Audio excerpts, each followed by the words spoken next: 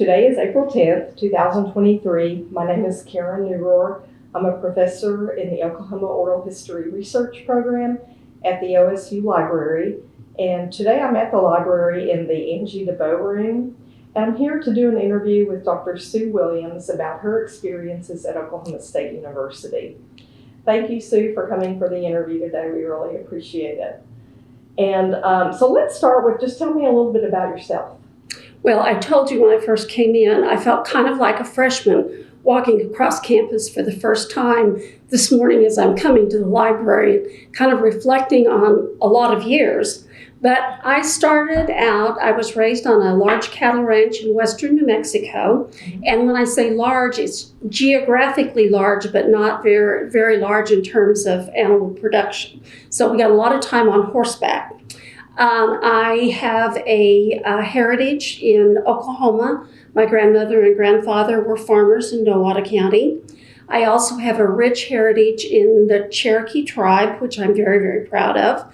And I really feel that my experiences in rural Oklahoma and New Mexico have provided me with a lot of the things that have helped me on my journey, both personally and professionally. I think being able to be very independent, being able to do problem solving under some pretty challenging situations, fast decision making. My siblings and I always laughed and said, mad cows don't let you have a lot of contemplation. So you have to make decisions pretty quickly. When my mom and biological father divorced when I was very young, and she remarried a rancher in western New Mexico, and I was introduced at 2 years old to my first love, Pop Kelly. He was my grandfather by marriage. And he had some health issues, and he was so excited to have a little 2-year-old kid to, quote, play with. And so the first thing he did was to go to town and purchase a saddle and a pair of boots for me, which were bright yellow. And he loved bright colored boots, but the family always made fun of him. So he purchased himself a pair of bright yellow boots to go with mine. And so then it was okay with the 2-year-old had bright yellow boots, then the pop could have bright yellow boots. And then he proceeded to teach me how to ride Tom Thumb. And all of those things have been just very valuable and actually have instilled in me the love for horses, the ability to appreciate the value of working with animals, trusting your animals, and realizing how much they help us to get our work done and how much fun they are from a personal perspective. I went to public school starting in Magdalena, New Mexico. It was before kindergarten. I had a first grade teacher who was a beginning teacher. I then moved to live with my grandmother in Neurohr County and went to second grade at Allowee. And then I went to third grade in Neurohr. And then I ended up in Socorro, New Mexico for the 4th grade, labeled as a special needs student. And my 4th grade teacher, who had a special needs child, Mrs. Martin, evaluated me and said, this is not a special needs person. And she realized that after 4 years of schooling, I could not read. Do you think it was because you were moving from school to school that Partly slowed things down a little? Partly, it was probably a matter of error of young professional originally, and then people who didn't do a real good job of assessing a child's needs and that sort of thing. Plus, I had kind of figured out how to work the system. And I think we all have to learn how to work the system. So I think it was a whole combination of things. But I credit Mrs. Martin for saying, whoa, no, stop. This person does not have special needs. She is intelligent. So she tells my mother and stepfather that she's going to give up half her noon hour to work with me and tutor me on reading, that they were to hire a tutor. And by 6th grade, with her effort and the effort of the tutor, I read at the 8th grade level. And so after I completed my PhD, I went back and found her. And I said, Mrs. Martin, thank you so much. And she said, "My dear, you did this yourself." And so, just a really loving, caring individual. And if it hadn't been for her, I probably wouldn't have made it through high school, frankly. Mm-hmm. So that was kind of interesting. I went to high school at a very small high school, very rural in Magdalena, New Mexico. The primary objective of people, the faculty and administrators, was to get students out of high school. There was really not a lot of emphasis on higher education. And so I graduated with 26 other students from Magdalena High School, and then I proceeded to go to New Mexico State University in 1965. And the reason I went to New Mexico State, it was relatively close. My biological dad and his wife stepped in at that point and provided me with $125 per month to pay tuition, books, housing, and board. Oh my goodness. And so I had a variety of odd jobs, needless to say, at the undergraduate level. The family that I was raised in really didn't value higher education, and in fact, there was some mocking of people that had higher degrees. So when I went to New Mexico State, I did that largely because I had a wonderful high school teacher of home economics who encouraged me to do leadership activities, encouraged me to go to a national conference in Chicago, then the Future Homemakers of America. It's different now. And for the first time I thought, golly, there's just a lot out there in the world that you can do. Had never really been out of New Mexico, so to speak. And here I was at a big conference in Chicago. I met my college roommate there. She knew exactly what she was going to do. She was going to go to New Mexico State. She was going to major in home economics education like her sister. And I was like, well, okay, that sounds good enough to me. And with Mrs. Coley, my high school teacher, she had kind of reinforced the importance of home economics education. And I thought, well, this will work for me. Well, let's see. There were probably two very significant things that happened at New Mexico State. One was my development of the appreciation of home economics, now human sciences, and pursuing that as a career. I mean, I kind of by fluke went into that major, but then I realized how valuable that major could be to society. And so that was very important. And I also met my husband. He was finishing up a master's degree in agricultural economics and very much appreciated education, was a first generation college student. And so he and I kind of developed a very strong partnership. And after he got his master's, he went into the military. And so I was then a second semester, or would be a second semester junior, and he and I got married, and I had no intention of pursuing any further education. I was like, I had 3.5 years of college. That was just plenty. Were you the first in your family to go to college? And the last. Except for our children, I will say that. And so let's see, we married in 1968, and he was a commissioned officer in the military. 10 days after we got married, he went to Germany to be the team commander of a Nike Hercules missile site. And a month later, I followed him. Again, kind of like Chicago, I had never been out of the country other than a trip across the border to Mexico. And suddenly, here we are in the middle of northern Germany. We did not live in military housing. He was attached to the Royal Netherlands Air Force. And suddenly, I didn't speak German. We were living in a community of non-English speakers. And so it was just a beautiful, wonderful education and learning the importance of helping people who need help. And I had people reach out to me and offer, German lessons and offer help in, getting the utilities in the house set up and all of those sorts of things. And two of the individuals that we met back in '68 we still stay in communication with and have a very positive friendship. So very, very important. Again, I think reinforcing the importance of independence, the importance of the ability to make decisions, the importance of kind of keeping your cool even when things don't seem to be going really well. So we worked, we were in Germany for 2 years and came back, and my husband took a job with a bank in Roswell, New Mexico. And I started looking for a job because at that time, bankers' salaries were not very good. And so I started looking for a job, and I was so cocky. I had 3.5 years of college. I thought I was so smart. And I realized very quickly that I had a high school education in terms of pay and in terms of the kinds of jobs that I could access. And that was a real eye-opening opportunity for me.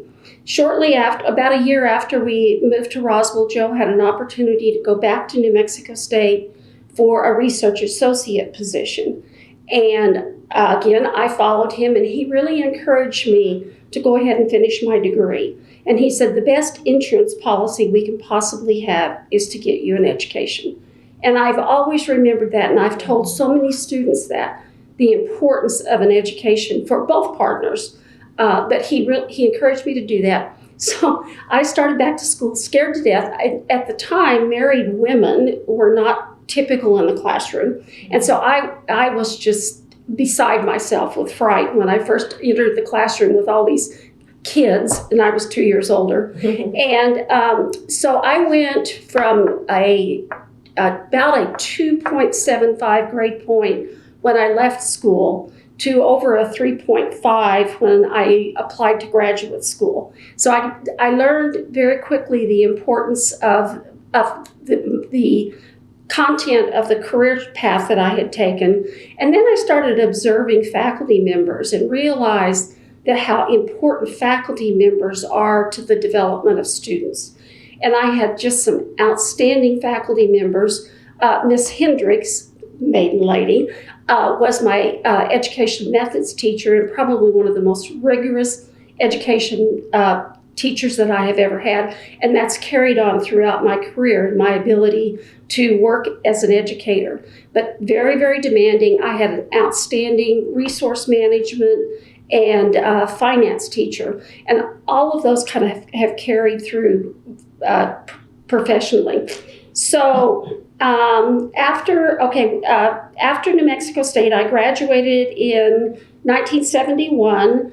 Joe had applied to Iowa State University for graduate program, and I decided, oh, well, now I've got a college education, I will apply for jobs. Well, Iowa State had one of the largest then home economics colleges in the nation, and home economics degree jobs were non-existent. I could have sold pantyhose at the local department store, and I thought, well, maybe I just should go to graduate school. So I applied for graduate school with my stellar 2.75 early in my career and my 3.5 later in career, and was amazingly accepted to a graduate program in the area of family resource management and finance.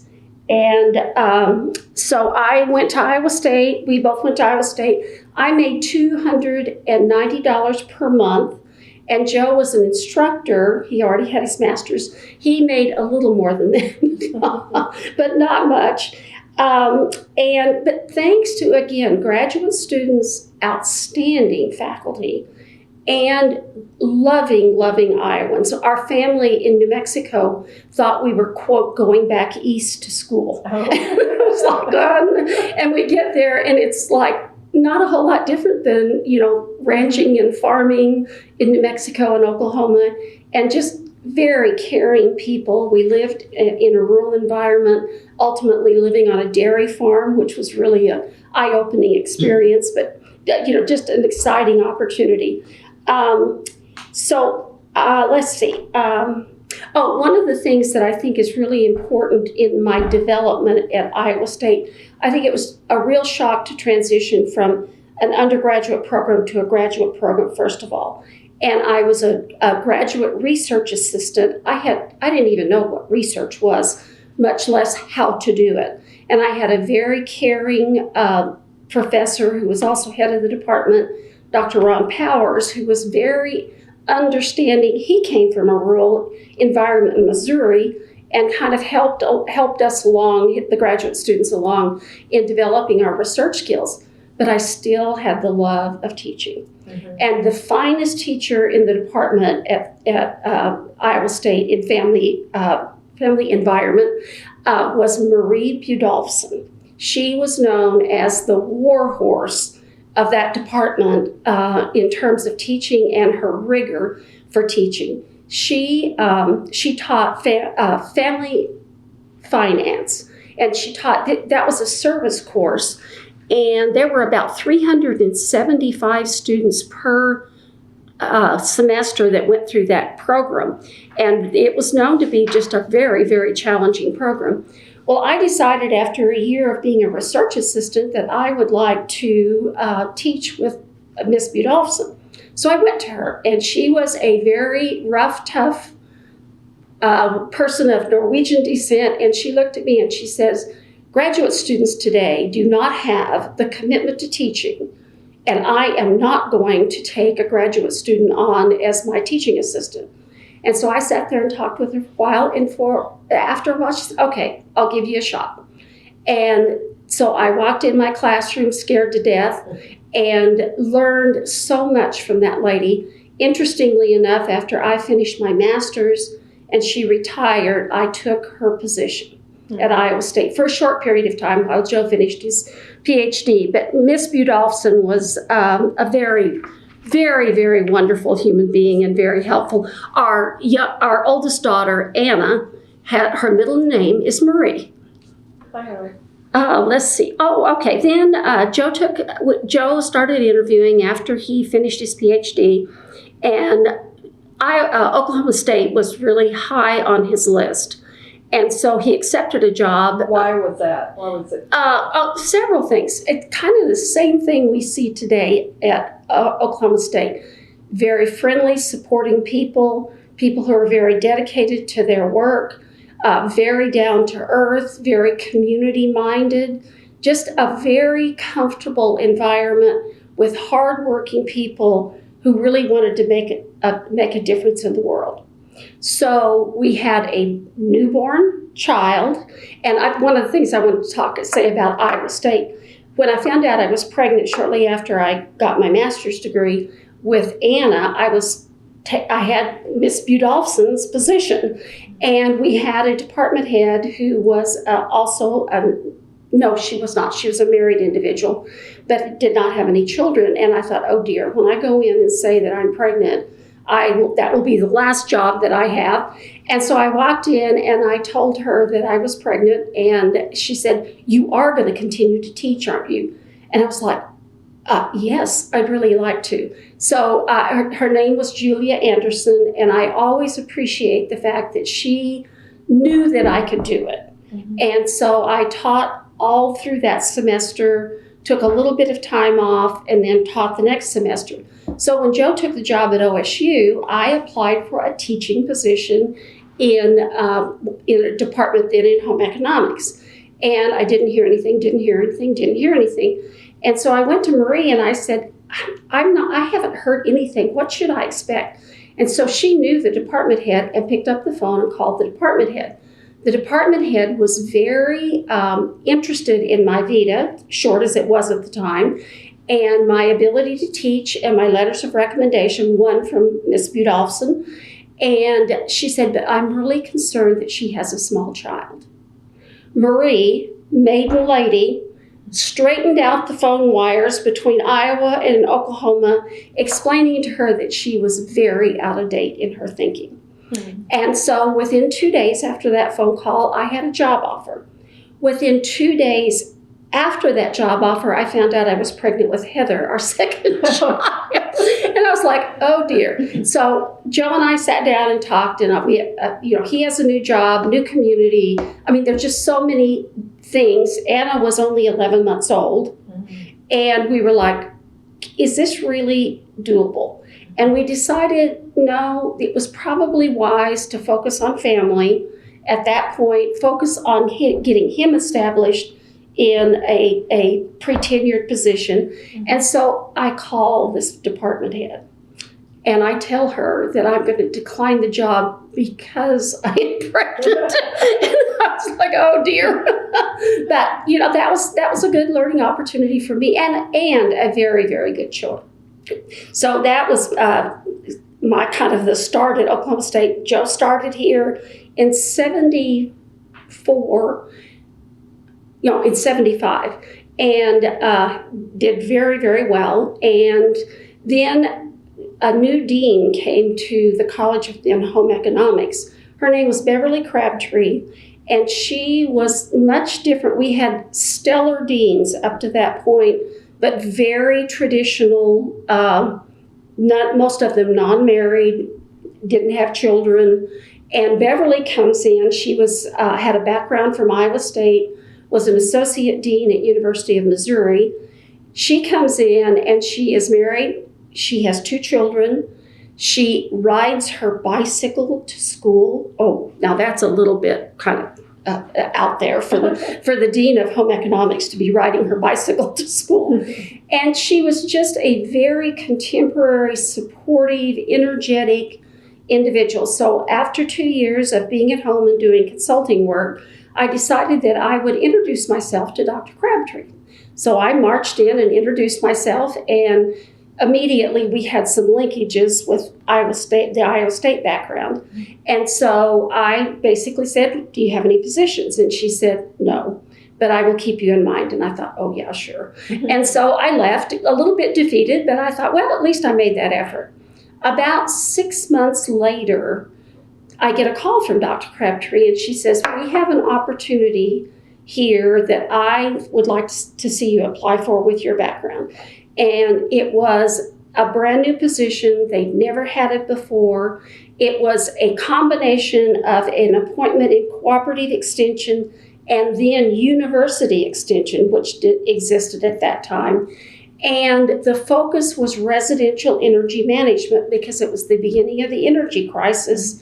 And I thought, golly, and she said, no. I thought, I have no content background. I don't have any background for this. And she sat and kind of explained to me my background in teaching, my background in resource management, my background in finance because of the financial implications for residential energy management. And she said, you do have the background. You're just going to have to be more creative in how you approach the background that you have with new content and a little bit different setting. And so I thought, okay, I'll apply. 2 other individuals applied, and I thought, there is just no way I'm going to get this job. Well, I got the job. And part of before I accepted the job, I was told that within 9 months, I had to bring in enough outside resources to pay half my salary. The good news is I didn't make a lot of money. But the bad news was I had no background in grantsmanship. I had no idea how to approach going out and getting outside funding. The other side of it is the College of Home Economics didn't have a history of people that were doing grantsmanship. Some of the people in nutritional science were doing grantsmanship, but virtually none of the other faculty were doing any kind of grantsmanship work. So I really didn't have a support team.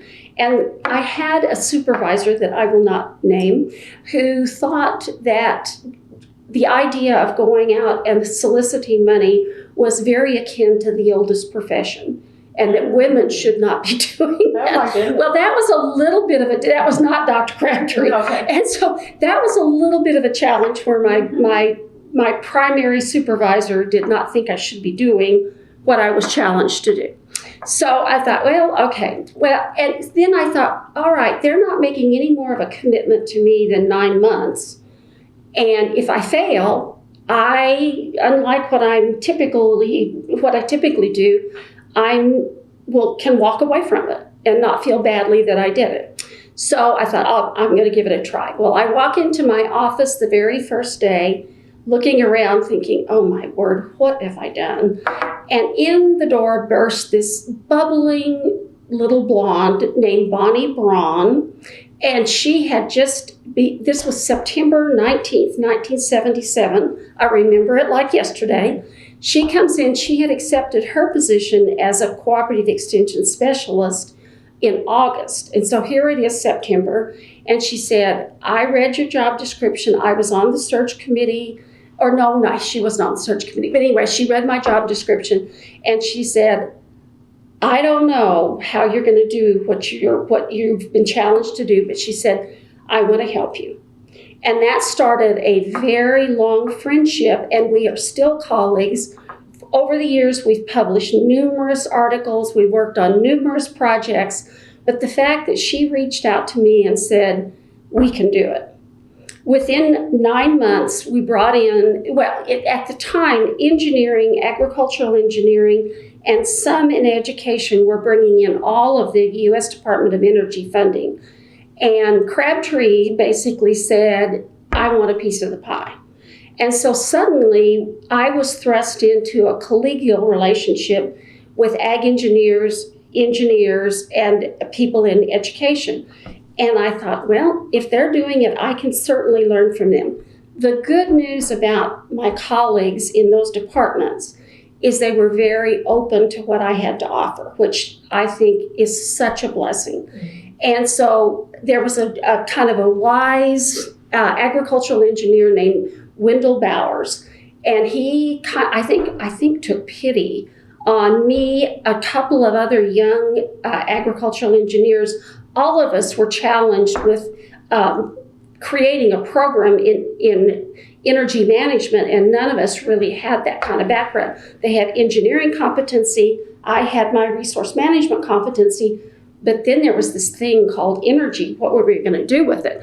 And so Wendell kind of coached all of us and said, okay, the first thing you do is ask people what they need in terms of educational programming. He said, secondly, you deliver it. And third, after you've delivered it, you remind them that you delivered it. Mm-hmm. And he said, that will help you get through the work that you're doing.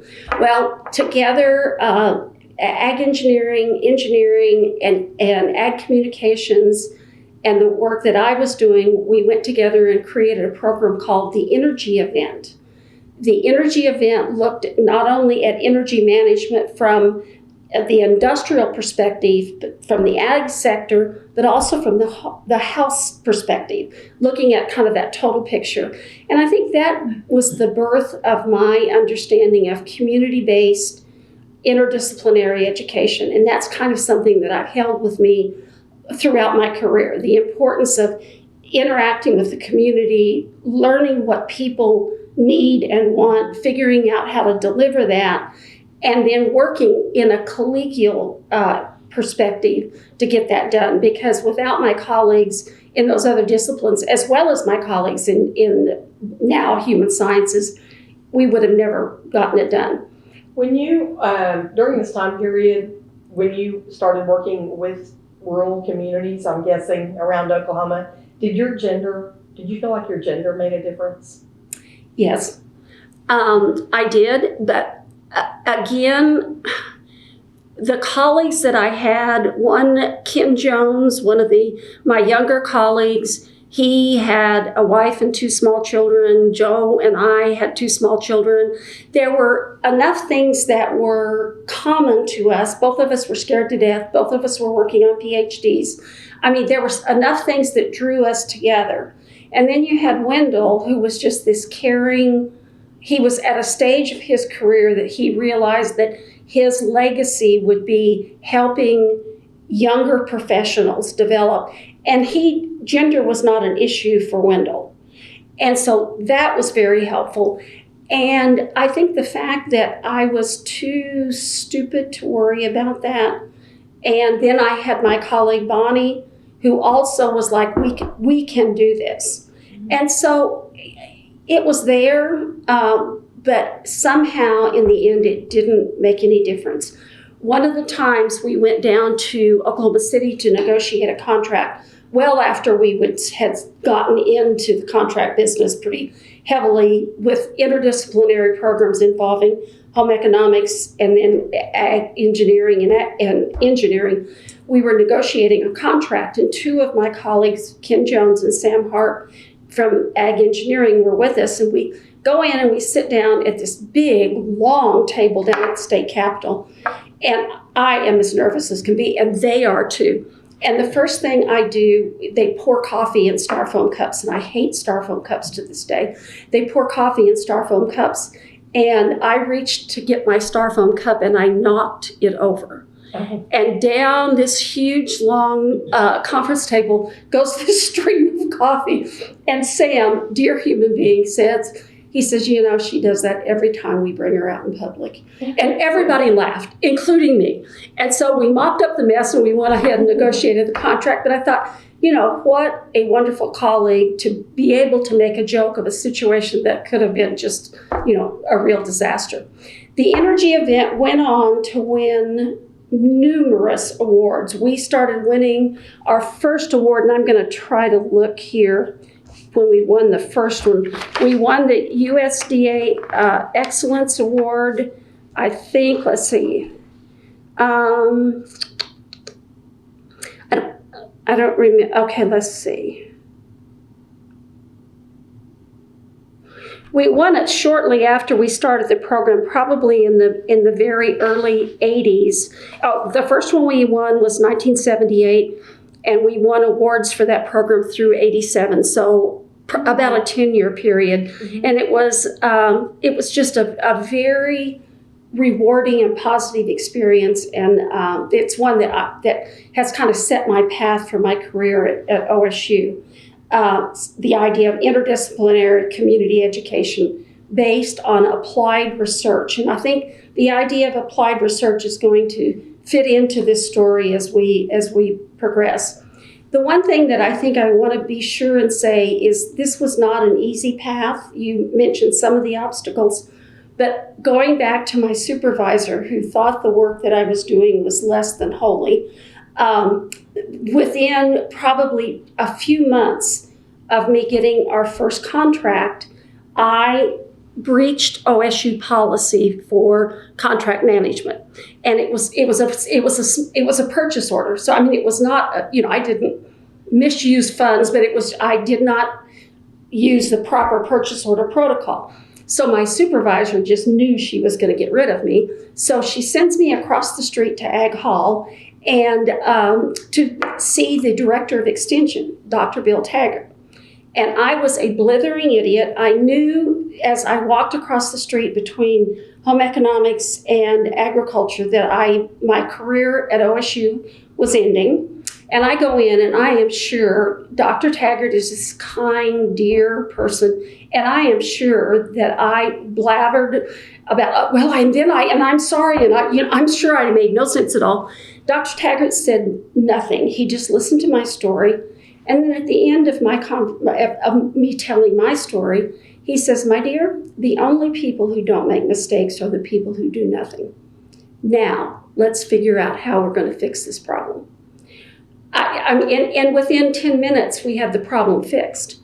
And I marched back across the street at least 10 feet tall. Mm-hmm. But it really reinforced for me the importance of having people in supervisory positions that had some understanding that young professionals, early career professionals, are going to make mistakes.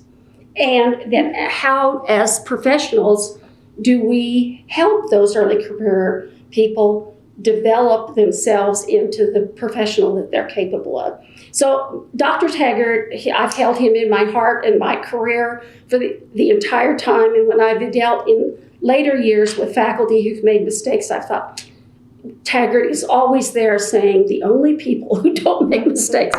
So one other mistake that I wished I had this letter.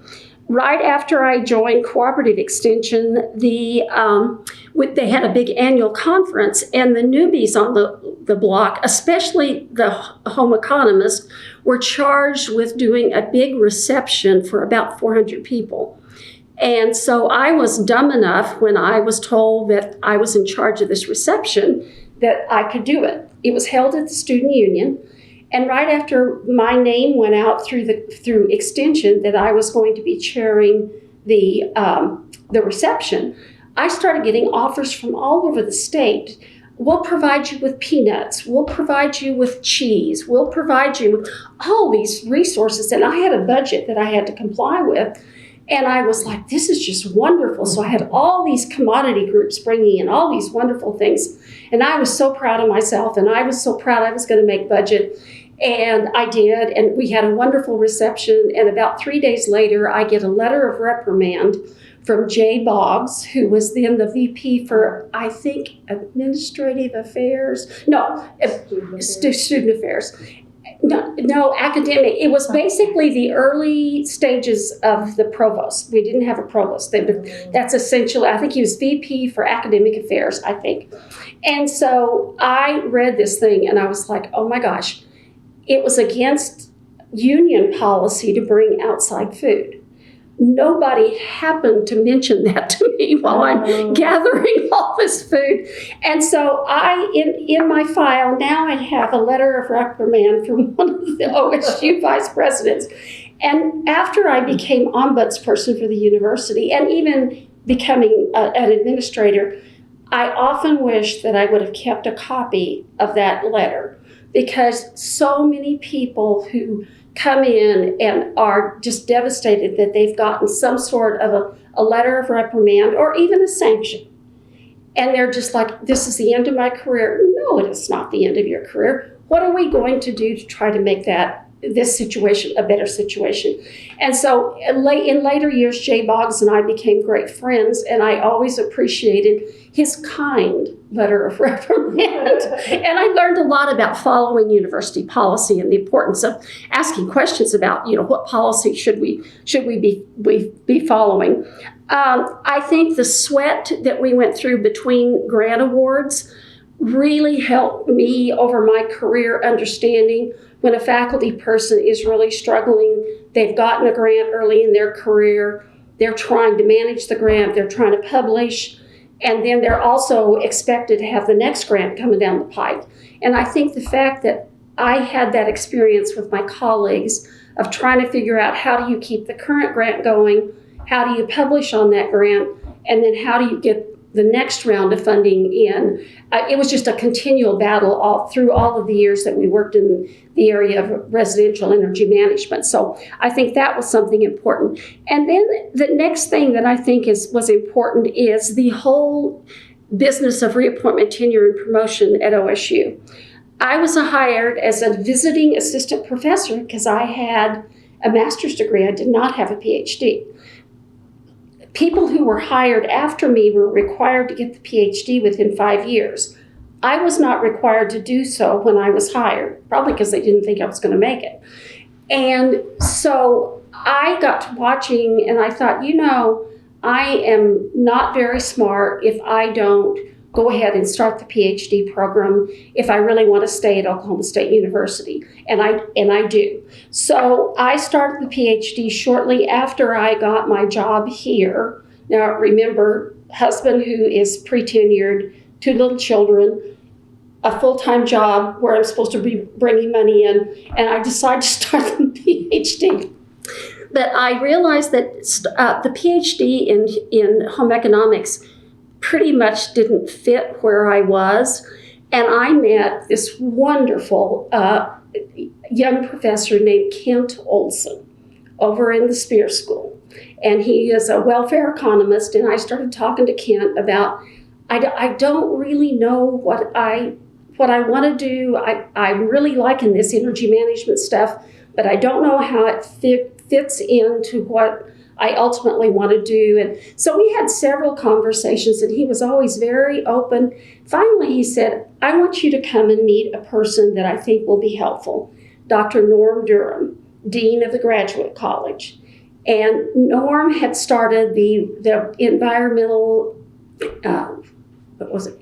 science program.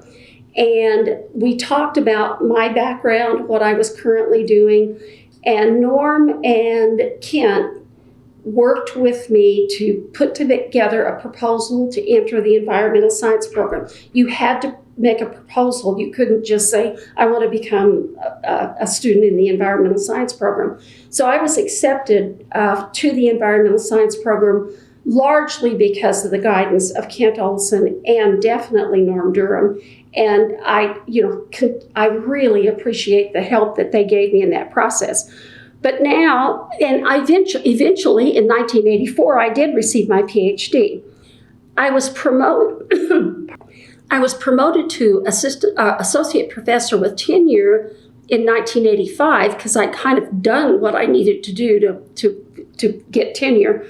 But then the work that I did not fit the paradigm of traditional research. I was doing outreach engagement. I was spending a lot of time in the field. I was working with community leaders. And it wasn't really recognized as, and I was doing publishing, but I wasn't doing publishing in some of the journals that were considered to be the journal of the time. And so I went from 1985 to 2004 as a tenured associate professor. And I thought I was going to be a tenured associate professor for the rest of my life, the rest of my career. And part of that was because of a relatively narrow definition of scholarship. And part of it was I wasn't smart enough to figure out the scholarly component of the type of work that I was doing. And so understanding the scholarship of community engagement, the scholarship of outreach, the scholarship of working with people and moving them from one place to a better place. I had to learn that, and another colleague appears. Her name was Dr. Renee Doherty. She had a lot of ability to write differently than I did. I had a lot of the data from these. We had all these energy projects and a lot of data because we knew that we had to be collecting data on what we did, and back to Wendell Brower's, what happened as a result of it. And so we had wonderful data, but it was the process of sitting down and working on that data. But the pivotal time in all of this, we were getting ready to submit a very large grant. In those days, a very large grant was $750,000 to $1 million. And today people kind of laugh at that when you call it a large grant. But I got a call from then the director of extension. If someone enters again that's important in that role, it was Dr. David Foster. And it's early in the morning. He would call you at 7:30 in the morning. And he was a cusser. And he said, this proposal has an error in it. I don't know what the hell you guys are doing. And I was like, what do you mean? What do you mean? He says, it says that you are an associate professor. And I said, I am. And he said, you're an associate professor with what you're doing? And I said, yes, sir. And he said, we've got to change that. He said, I'm going to talk to the people in home economics, and I want to support you. You've got a vita that is promotable from my perspective. And he said, if someone in the human sciences, home economics, doesn't do it, then I'm going to lead that charge. And I'm forever grateful. I started putting my materials together. Renee started putting her materials together. We continued to publish. We continued to do grantsmanship. And believe it or not, we became full professors in 2004. But it was a little bit different path. And so back to the learning, I think as I've moved throughout my career and into administration, helping people understand the unique contribution to scholarship that they can make is so very important. If I hadn't have had the encouragement of David Foster, I probably would still be an associate professor. And so I'm very grateful to him for that. Was there any training when you started the grantsmanship work like they have now? You can go through these different modules and training for that. Was there any at that time? Early, virtually none in the beginning. Mm-hmm. There was this delightful woman, her first name was Jan Womack, who was a staff person in engineering who knew how to do the grantsmanship thing, and that was kind of her specialty. And I think, again, she felt sorry for me. I love the people who felt sorry for me across my career. And she said, let me kind of help you understand how you go about this. And she was a great coach. She would read proposals. She did great things. And then after about a year or a year and a half in, they started offering kind of short workshops on grantsmanship, because it was evident that in higher education, if we didn't do grantsmanship, we were not going to survive. So that I was in the very early stages of those kind of sparse workshops, occasional. Some of them, there were some some national workshops that were offered, and those were helpful, but they weren't anything like the development of the program we have now, which is just wonderful. I mean, just a real opportunity for faculty across the ranks, but particularly early career faculty. So I'm proud of OSU for doing that.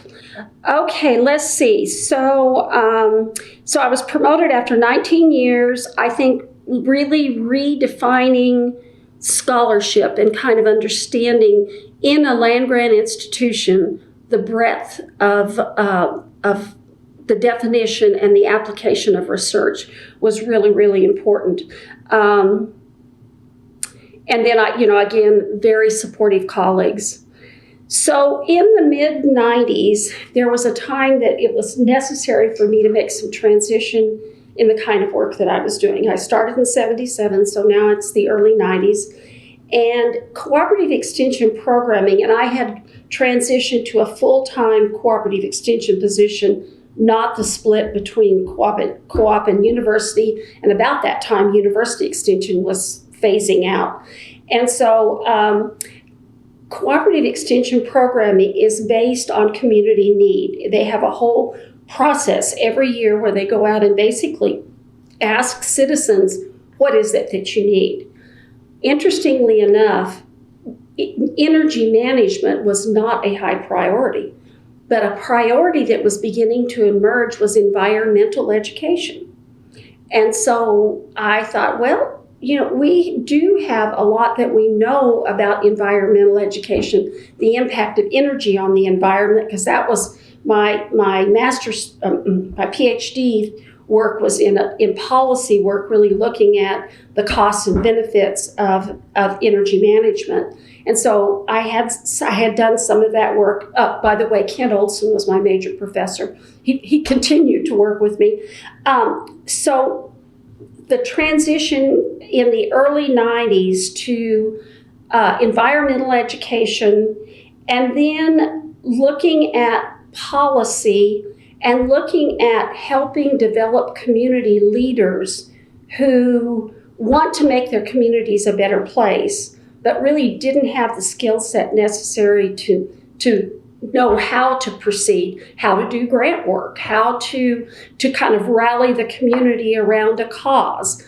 All of those kinds of things had kind of emerged through the interdisciplinary work I'd done in energy. So the need for citizen involvement in policy formation was starting to come as one of the big needs.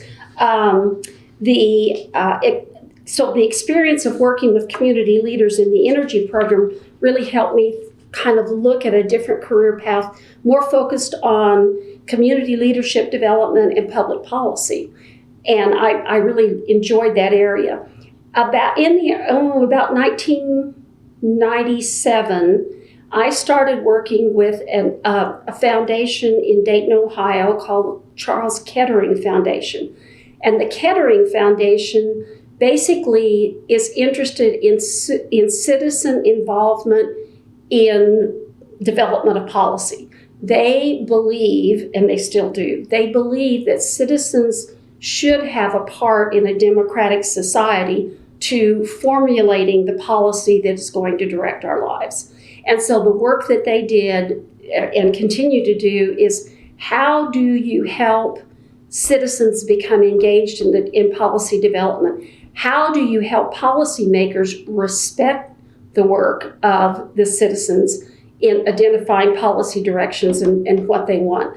And so I worked with them for several years as a faculty member, taught workshops, did a lot of public forums on controversial public issues, all kinds of topics. What stands out to you looking back on those? The forums or the work? The forums. Well, probably a lot of things, but one of them that I think is a pretty good example, we were asked to go to Western Oklahoma during the time that the confinement hog operations were being considered, and to do a forum on economic development. And so I and a team of individuals went to moderate this forum on the vision for your community and what your vision is for economic development. And I stood at the door, and there were about 50 people who attended the forum. And I just basically would ask people, so what do you think that economic development should be emphasized in your part of Western Oklahoma? Every single person said yes. When we get into the forum, every single person had a different idea about what community development would look like, whether or not confinement hog operations. I mean, it was just all over the board. And so one of the things the Kettering Foundation works on doing is not getting people to total agreement on an issue, but trying to figure out where is the path between total agreement and total disagreement, a path that is a workable path for a community and the individuals in the community. So that was one example of trying to find a path that the community could move forward instead of just being, in a stagnant position, arguing about should we. And we moved away from the whole idea of confinement hog operations to what are some of the basic concepts of community development that are important. And I found that to be very enlightening. We did forums on same-sex marriage in Oklahoma. Early on, we've done forums on domestic violence. We actually created a framework with the Kettering Foundation to address the issue of domestic violence in Oklahoma. And just a whole variety of topics, but all of them with the idea of how do we move a group of people, a community, a citizenry, from just total disagreement to a path that would help them come to some kind of a positive resolution. And we call that common ground. Where is the common ground between your perspective and your perspective, or this group's perspective and another group's perspective on controversial public issues? Are you still involved in that? I am. Yeah, I still work with Kettering. Mm-hmm. So it's very, very interesting. I do many fewer forums than I used to do. Mm-hmm. But that work works so well with the work that I was doing with cooperative extension, because I used a lot of the frameworks that Kettering created here in Oklahoma. We created several frameworks that were used nationally. And so the idea of really citizens being the masters of their destiny, and how do they do that in a productive way, not get in the face of a policymaker, but how do they work along with each other and along with policymakers to make a difference? Could we go back just a minute? Sure. You talked about cooperative extension and then university extension, and you said that university extension was phasing out. Could you tell me a little more about that? Okay. Cooperative extension, and I'm probably going to share my ignorance here, but cooperative extension was based in the colleges of agriculture and home economics. There was a belief at the time, and this was back during the Calm era and also Boger, that the other colleges also needed to be embracing community engagement. And we still have that philosophy. So there was the creation of university extension, which was basically the model, the same model as cooperative extension was based on. But university extension didn't have the funding, the federal and state funding, that cooperative extension had. So university extension pretty much had to be financed through the colleges or through grantsmanship. And I don't honestly remember when the concept or the organization called University Extension was discontinued, but the concept has stayed with us. Mm-hmm. That the idea that it's not just the colleges of agriculture and colleges. Yeah, that all colleges have a community engagement outreach mission. Okay. Because we're land grant. Mm-hmm. Okay, thank you. Okay, let's see. So Charles Kettering, I also had a really neat opportunity in 99 and 2000. I was named the Chalkley Finn Public Policy Scholar for the American Association of Family Consumer Sciences. And that was after home economics became human environmental science and then eventually human sciences. And OSU gave me a sabbatic. And I went and lived in Washington for 6 months and worked on legislation, worked with AAFCS, worked with our Oklahoma legislators as well as national legislators, and really gained a lot in developing my perspective of public policy, not only from the local level, but the state level and also the federal level. And that was just a very positive learning experience for me. And were your daughters grown No. when you did the sabbatical? How did you manage being a mother and children when you were doing all of this? Picking a really good husband. Oh. No, Joe, my husband, he did not come from a family of a lot of means. They were his dad died when he was 15 years old. He had a wonderful, wonderful mother, and I wanted to say something positive about her because she supported us through all of our education and with our children, and through getting my PhD. When I got ready to do my dissertation, she marched in the front door of our house, said, "You will not do a load of laundry, you will not cook a meal, and you will not do a dish until you get that thing finished," whatever that thing is. She was living here? Yeah, she moved in with us and lived with us for 9 months while I was doing the dissertation. Wow. So she was very much a part of how all of that worked. Mm-hmm. But also, and I think Joe, with this idea, let's go back to the best insurance as a family we can have is both partners being well educated. And that philosophy, I think, he was like, we'll do whatever we need to do and it will work. And I think also our daughters, who are very successful professionals, learned a lot about how people work together as a team to get things done both personally and professionally, but always valuing family. And so I have to credit a lot of my ability to do the things that I've done, not only to colleagues, but to my husband, to his mother.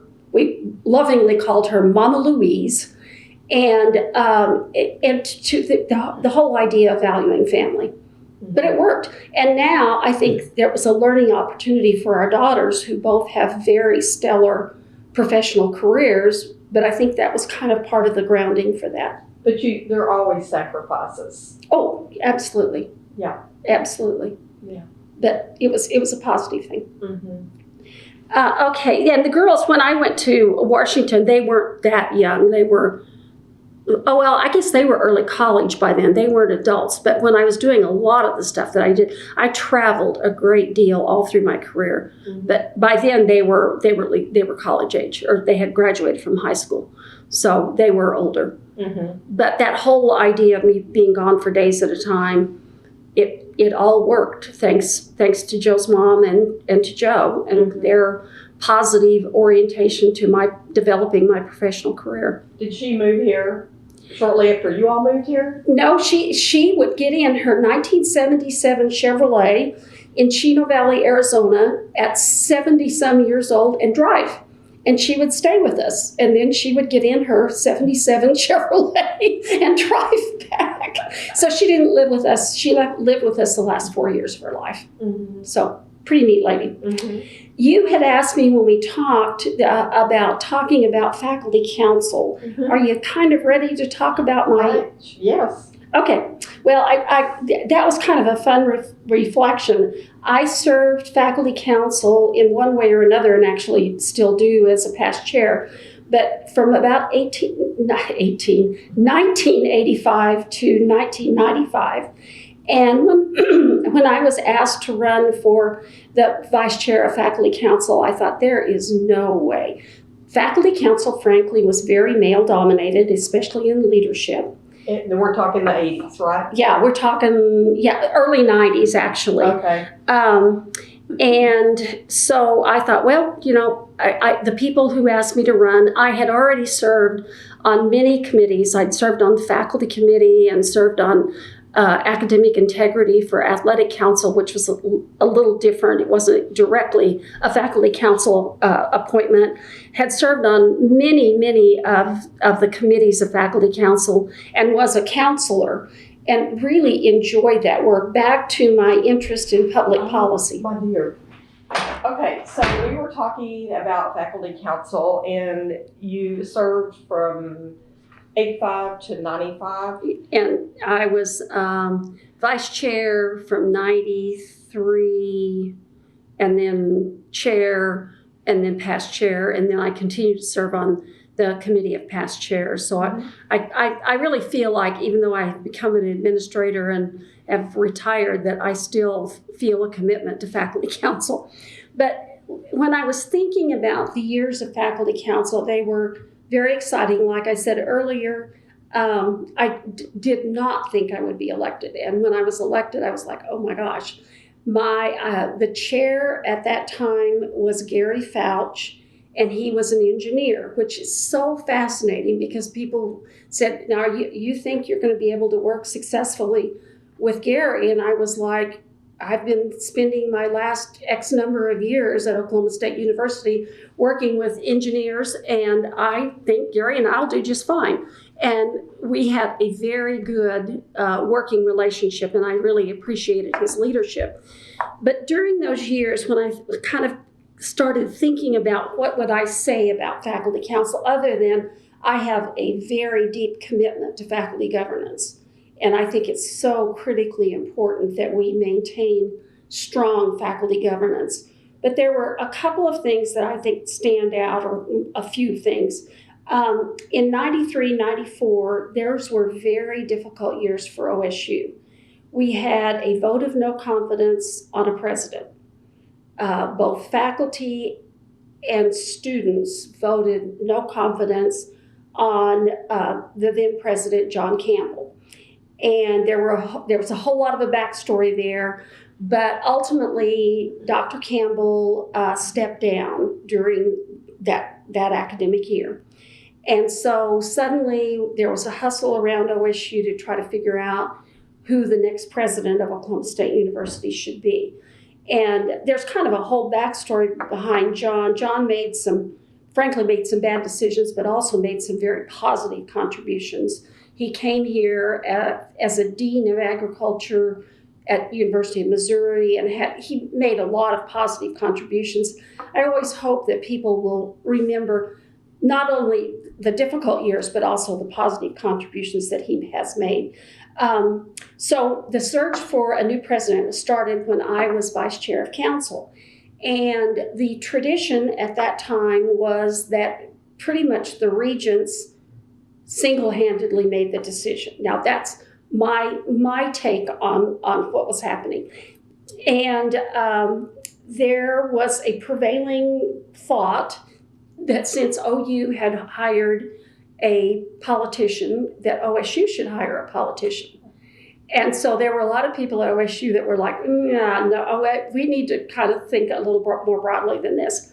And so faculty, staff, and students demanded that they have a stronger role in identifying the next president of Oklahoma State, partly based on the experiences they'd had earlier with Dr. Campbell, and partly on their vision for Oklahoma State University. And so we convinced the faculty council, convinced the regents to allow formal forums for each of the finalists. And we were told, this part I shouldn't say, but I'm going to anyway. We were told, Gary was told, I was not told. Gary was told that there should be no formal evaluation of the candidates, that we could have the open forums, but there should be no formal evaluation. Well, Gary purposely did not tell me that. So as vice chair, we put together, and a group of us put together a formal evaluation and handed them out at the forums and collected them. That was not a real popular thing for the faculty council to do. And frankly, there were a lot of people that were upset with us, and there were a lot of people that were really thrilled about it. And there were 3 very diverse candidates. One of them was a man named James Halligan. And without question, James Halligan rose above the other 2 candidates. The other 2 candidates were very good, but rose above the other candidates and was the person that overwhelmingly the faculty, students, and staff really wanted to be our next president. That was not necessarily the prevailing thought for the regents. And so, but anyway, to their credit, they moved ahead and they hired Jim Halligan.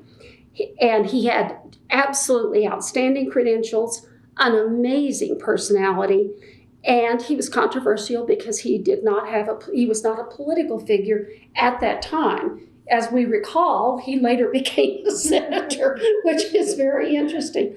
But the years of working, and then I moved from vice chair into the chairmanship Jim's first year. Mm-hmm. And what I learned about the value of faculty governance, the importance of faculty governance, the importance of faculty sharing the responsibility of governing a university with higher administration, and how that, back to some of my Kettering years, that does give and take. It doesn't mean that we all get our way on every single issue, but how do we find that path that will make Oklahoma State University better? And I learned a lot about that from Jim Halligan, and I think he made an amazing mark on Oklahoma State University for many things, but I think his appreciation and support of faculty governance was one of those things. So those were interesting years. The other thing that was going on that was kind of a heated battle was the issue, as if it isn't today, was reappointment, tenure, promotion issues.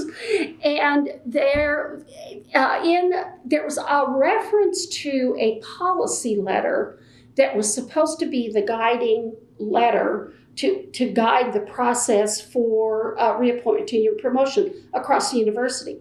But lo and behold, there was no such letter. There was no policy letter. And so Marvin Keener was the provost. And frankly, faculty council started raising Cain with him about the lack of consistency across the university for how reappointment, tenure, and promotion was handled. One of the egregious things from my perspective and many of the faculty counselors was the fact that when someone put their dossier together and it started moving through the system, individuals could add material to the dossier without the candidates knowing. That's a little interesting. And so the other thing that was very interesting is an administrator could say, could send you an email or a little note that would say, Karen, I supported you for your promotion and tenure. But when the letter went forward in the packet, it says, with great reservation, I support Karen for promotion. Now, the little note that was sent to the faculty person said, I supported you. Mm-hmm. The reality is the letter that went forward as the formal letter really didn't support the person, but the person didn't know that. Mm-hmm. And so they didn't have any idea. They assumed they were doing okay. And then at the end of the process, they were declined and not really knowing why. Mm-hmm. So 2 things happened. We raised so much Cain with Marvin Keener. He put together a committee that included, and I remember the dean, but included faculty council members, faculty members, a dean, and Denise Weaver. And we were charged with creating policy 2-0902. And that was the protocol that was used for guiding.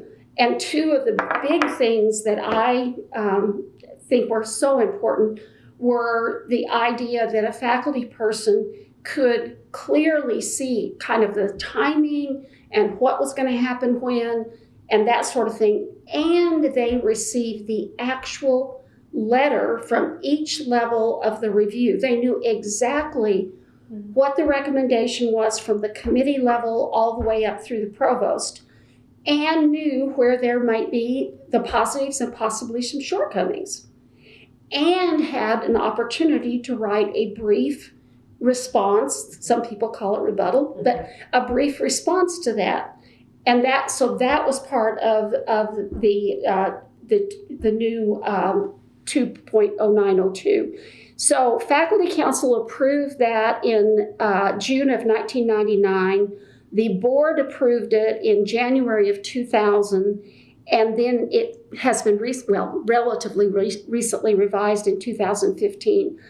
And so it seems like that's such a long period to get such an important document in place, and there have been other examples, but those were some of the examples that have stood out to me.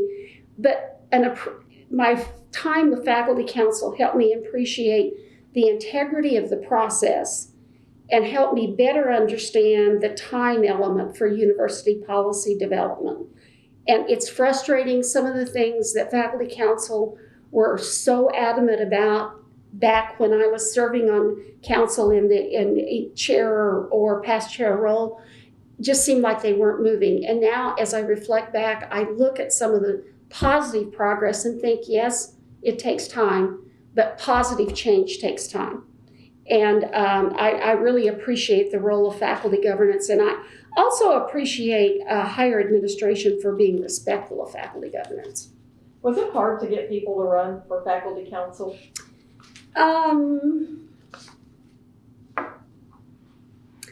I honestly don't remember that. It doesn't seem like it was difficult, but I honestly can't answer that question. Because I remember when I was asked to run, or when asked to serve on a committee, because they'd send out that, here are the committees and what committee would you like to serve on. The good news in the College of then Home Economics and then later in Human Sciences, we had administrators that were very, very positive about a faculty member's contribution to faculty governance. I think that's part of the key, because much of the time that I served, some of the time that I served, I was a pre-tenure, and then definitely was in a tenured associate role for most of the rest of my service. Some people might have had the impression, and still do, frankly, that service in faculty governance will detract from their professional, the trajectory of their profession. And I think that's unfortunate, because I really appreciate department heads, deans, associate deans who encourage faculty to get involved in faculty governance. I really think you end up having a faculty that's more understanding and have greater appreciation for how a university functions and some of the difficulties of a comprehensive land-grant university. Mm-hmm. So I've kind of skipped around your question, but I do think administrative support is critically important. And speaking of administrative support, I finally did my tour of duty as administrator. And in 2017 through 2013, I was the department head for Human Development and Family Science.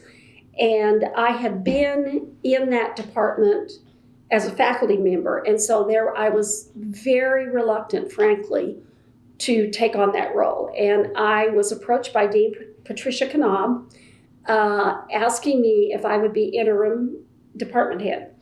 And we had 12 different department heads in 20 years. And that department was just known for eating department heads. And I said to her, no, I would not be an interim. And she said, well, I'll appoint you as department head. And I said, no. Interestingly, I had another job offer from another university, which she did not know. But it was kind of like a negotiating chip. And I said, no. I said, if you want me to consider it, I will go through a formal interview process just like any candidate. And I said, I want to do a seminar. I would like formal evaluations. And there were several things that were problematic in the department. Some severe financial problems that had existed for several years. The auxiliaries, which were the Child Development Lab and the Marriage and Family Therapy Center were functioning without a budget. And I mean, there were just some real issues. The majority of the tenure track faculty were untenured, and I didn't go back and look at the numbers, but out of about 30 tenure track positions, almost 25 of them were pre-tenures. And there was a huge morale issue in the department that the pre-tenures were scared to death that they weren't going to make it. They were, frankly, being intimidated. And there was just a real difficulty with morale. And so those were some of the things I saw that needed to be addressed from a faculty perspective. And so I said to Dean Knab, I said, I want to interview, I want formal evaluations. And I said, when those I want you to keep those formal evaluations. And I used a different word, when the poop hits the fan, when we address some of these issues, I want you to pull out those evaluations and read what people said about me before you fire me. and it actually worked pretty well. To date, all but one of those 25 people are now full professors, and I'm very, very proud of that. But it was their hard work. So I really enjoyed my time as department head with Human Development, Family Science, and feel like I made positive contributions. But you also kind of get to the point where you realize that it's time to move on. And so I decided in 2013 to retire. 2 days before my retirement celebration, the dean, then Stephen Wilson, called me and said, I need to visit with you. And I thought, okay, that was not an unusual call.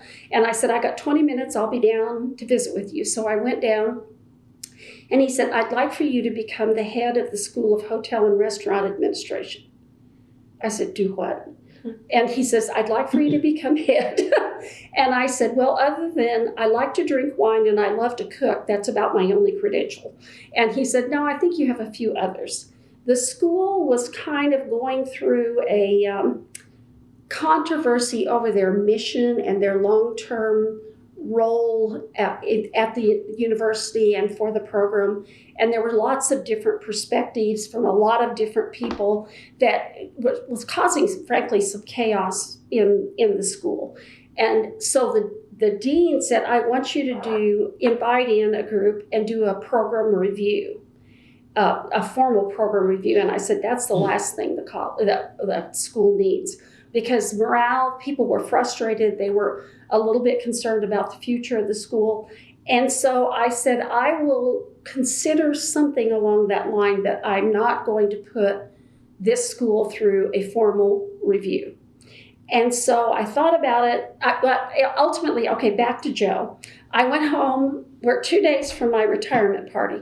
I went home that evening and I said, Joe, I've been asked to be the head of the School of Hotel Restaurant Administration. And he said, do what? And I said, exactly my response.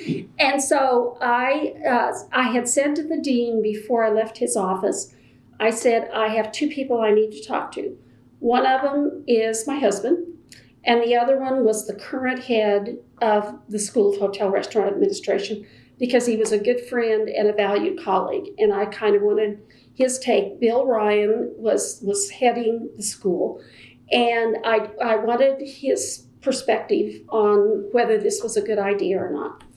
And so when I sat down with Joe and I said, this is an opportunity, and he said, why do you want to do that? And I said, there's something about me that wants to know whether my leadership skills are adequate to transition from the kind of leadership I had as a faculty person to the kind of leadership I had as a department head within my content area, to whether or not those skill sets would transfer to a content area that is outside my training.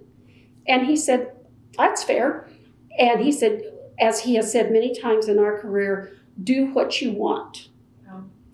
And I thought, well, okay. And then I went and talked to Bill, and Bill said, you've lost your ever-loving mind, but do what you want. So I went back and I told the dean, I said, well, I'm willing to take it on for 2 years only. And got to have a director of the school at the end of 2 years or I'm walking out. And so I went into that, and I thought a lot about the school, the value of the school. School was an amazing school and had so much potential, but there, again, as I said, some frustration.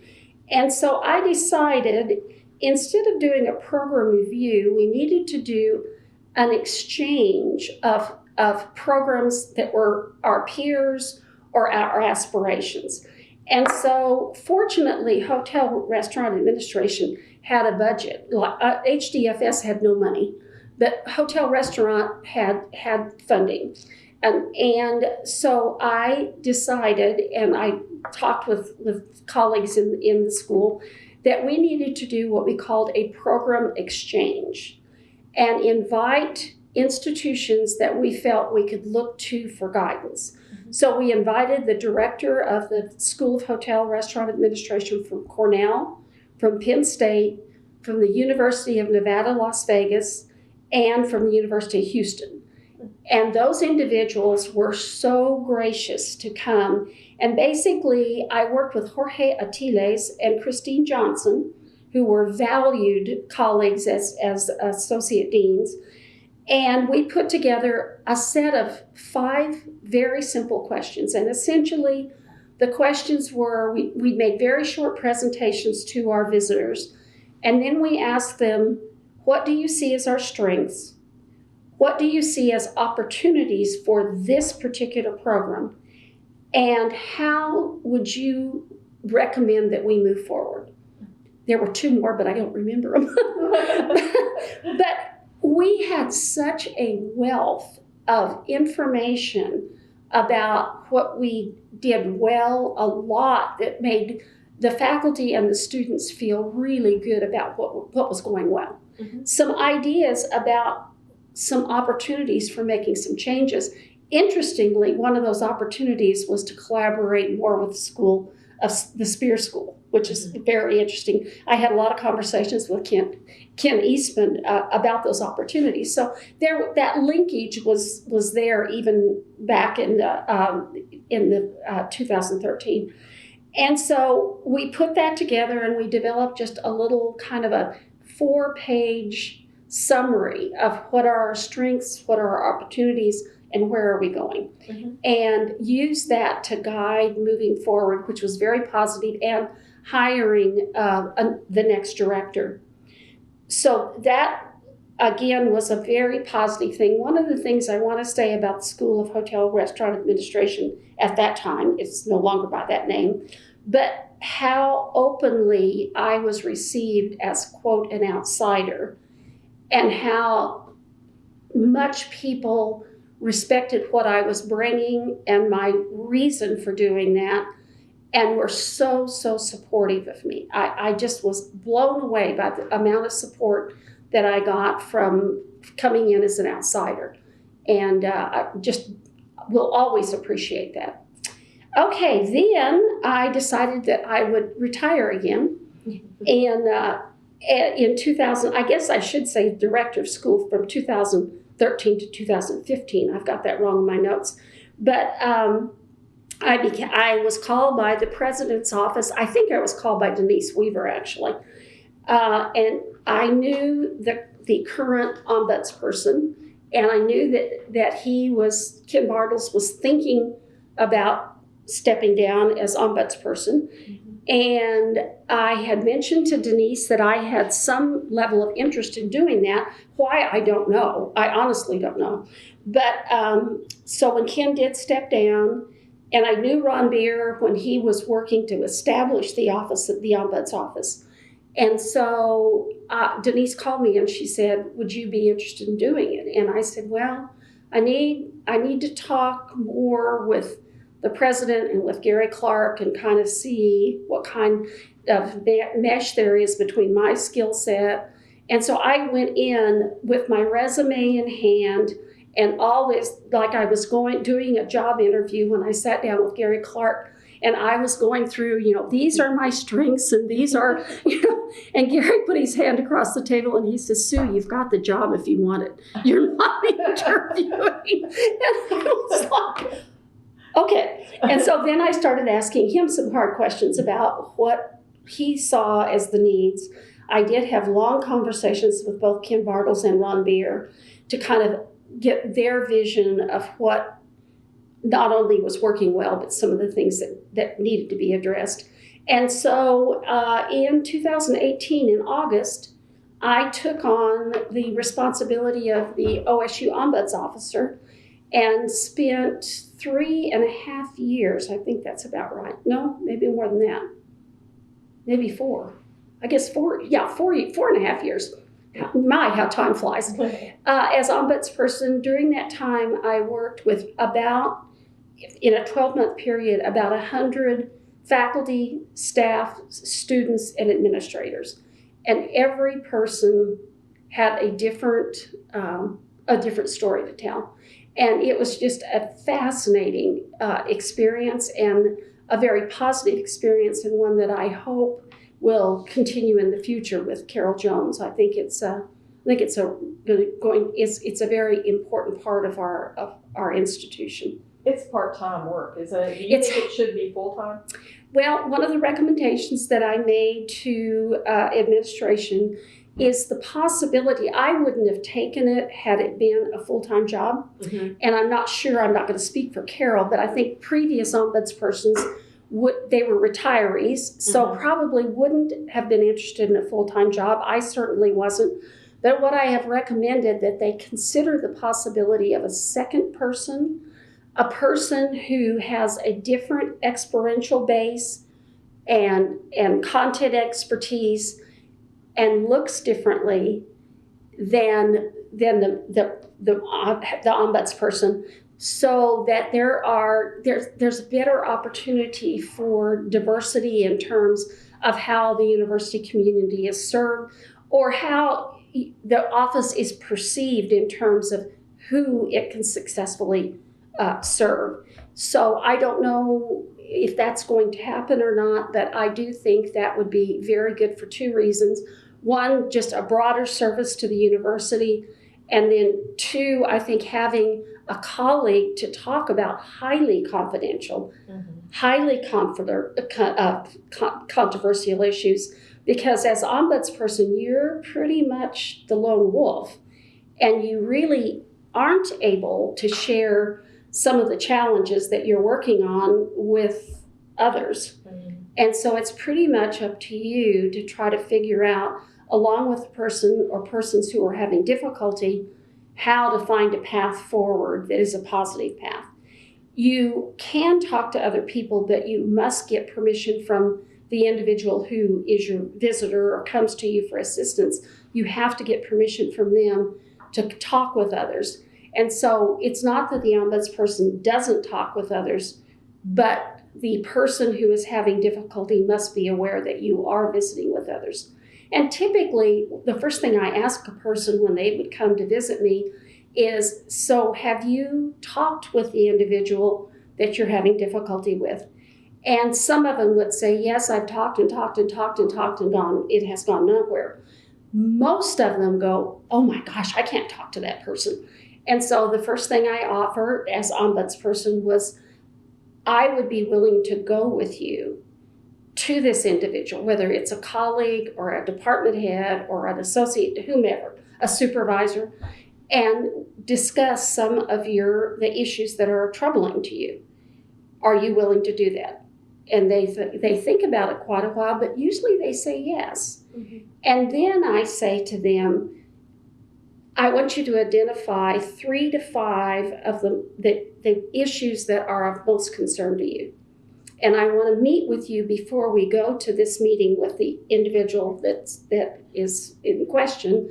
And I want to talk about very briefly what points are you going to make about your concerns.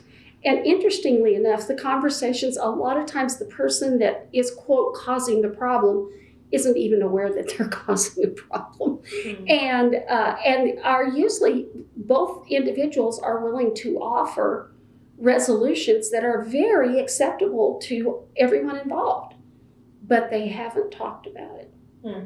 So the idea that even the most well-educated people are going to see issues and have different perspectives on an issue is just a part of human life.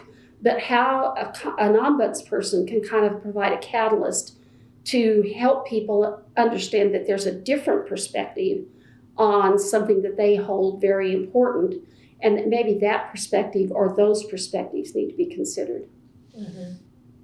But ombuds work is very exciting and very needed. I feel like listening to you that you enjoyed some challenges In the ombuds work or in work in general. You enjoy a challenge. Oh, absolutely. And that's part of what when I talked to my husband about taking on OOHRP, it was like, I really would like to try out and see if, and I mean, I don't want to put it like I was using it as an experiment, but, and it ended up being one of the highlights of my career. One of the things back in 2013, I guess, remembering all these dates, I was inducted into the Higher Education Hall of Fame, and I was actually shocked. And I was asked to give like a 3-minute synopsis of my contributions or my involvement in higher education, and I thought, oh, wow. And so I wrote down some thoughts, and then I thought, how do you express 30 plus years of work in higher education? And I labeled my little talk The Joyful Journey, and really acknowledge the fact that the journey would not have been possible without fellow travelers. And when you talk about enjoying the challenge, I enjoyed the challenge because I had people that I knew had my back. We've talked about Joe. We've talked about Mama Louise. We've talked about daughters that were very mature individuals then and now. And then countless friends and colleagues. I mean, I've named a few of them, but the list would just go on and on and on about wonderful people that may not have agreed with you, but always was willing to work with you and help you and had your back. So frankly, I cherish my years from 1977 to 2023 at OSU. And in 2013, Joe and I were together awarded the OSU Loyal and True Award. And I mean, that was something that was so meaningful to us, and I think a really good synopsis of our career. And every day we strive to live up to that honor, because getting the Loyal and True Award was just an amazing thing for a couple. And the give and take of 2 careers was just a really exciting thing, and we really appreciate it. Both of us appreciate it. Well, I know that those aren't all of the awards that you've received, but congratulations on those over the years. Let's see.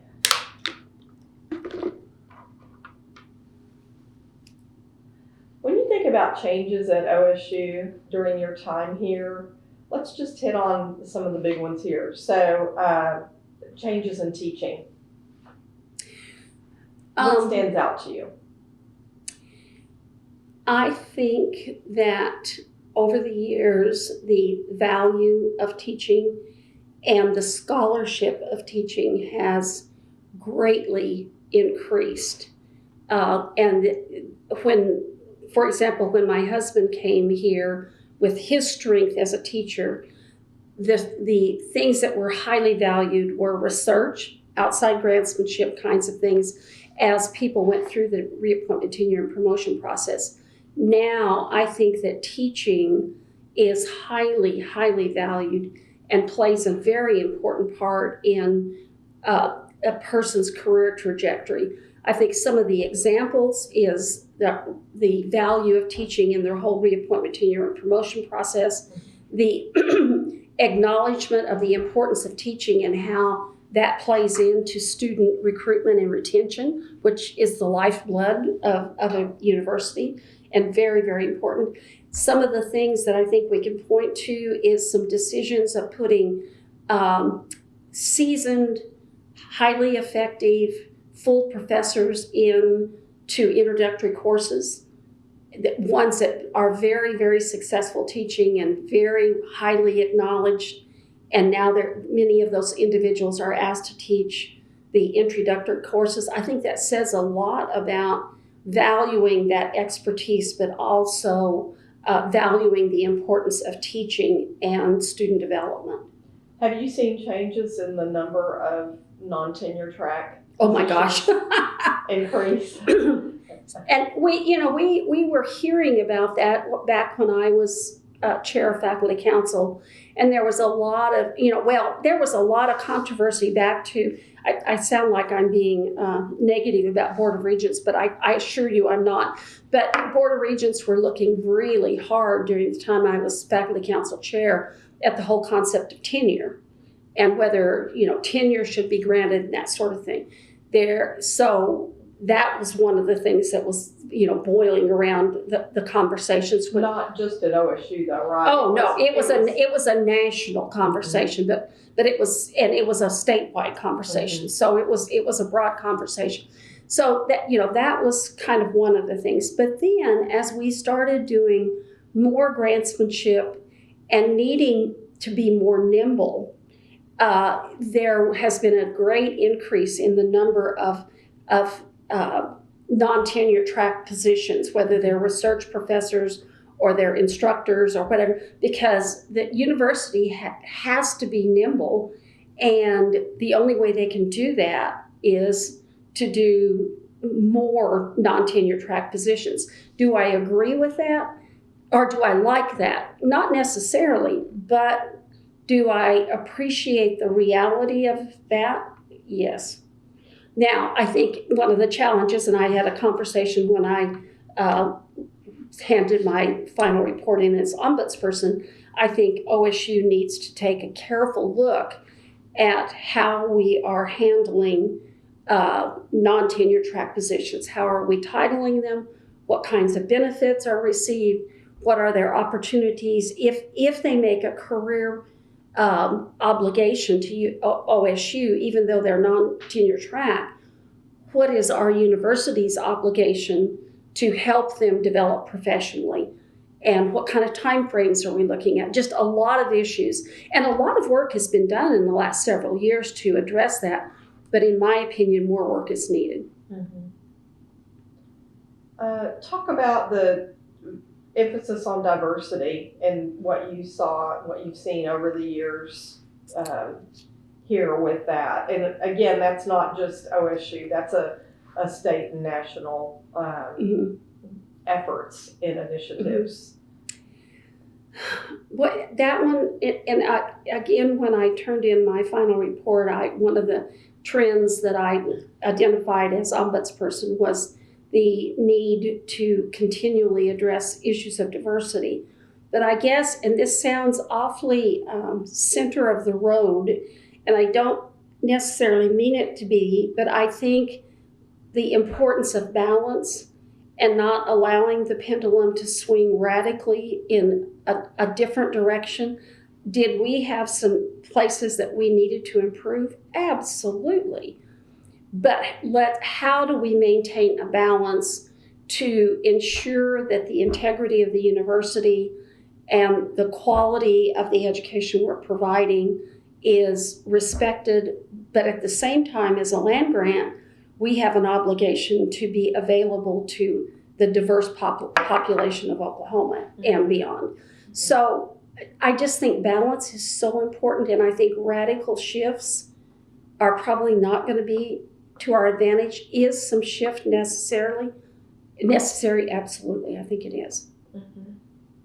You asked me some questions about a female in the positions that I was in 1977. That has, in my opinion, I was blessed with having colleagues that were very broad and very welcoming. That was not necessarily the case in 1977. Today, I think that situation has greatly improved. There's still room for improvement. Mhm. Mhm.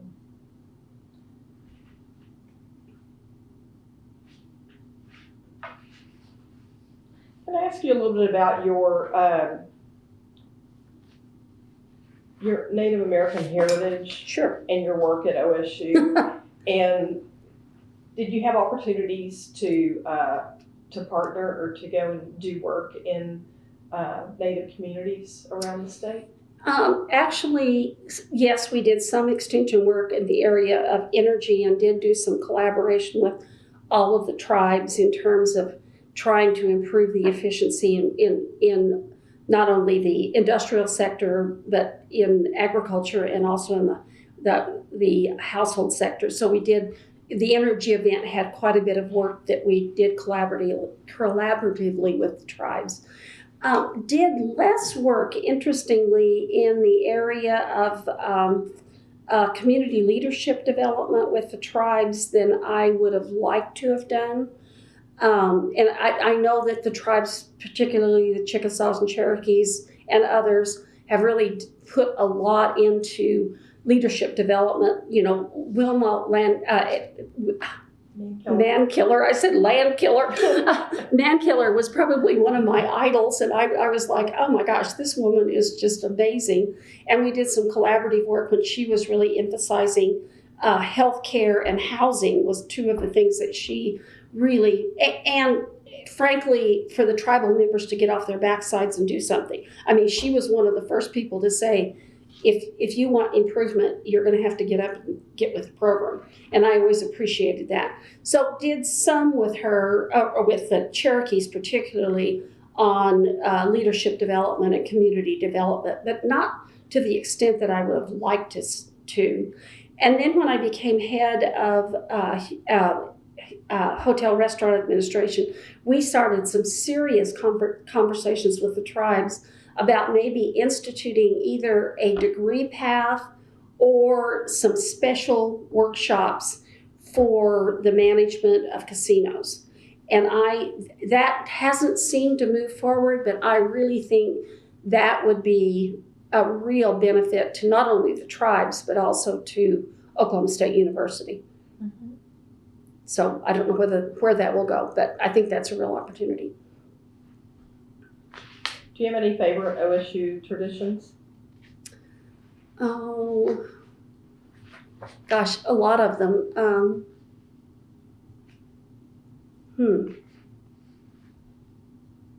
You know, I go back to the Jim Halligan years and the pride that Ann and the head of the foundation, golly, I'm missing his name. He and his wife and Jim and Ann Halligan, just what they did to create the orange spirit across the whole concept of Celebrate State, mm-hmm. and how that just went by wildfire. Our value of orange and how much has been done to have great pride. And our nephew recently came to live with us and go to vocational technical school here. And he said, I don't like orange.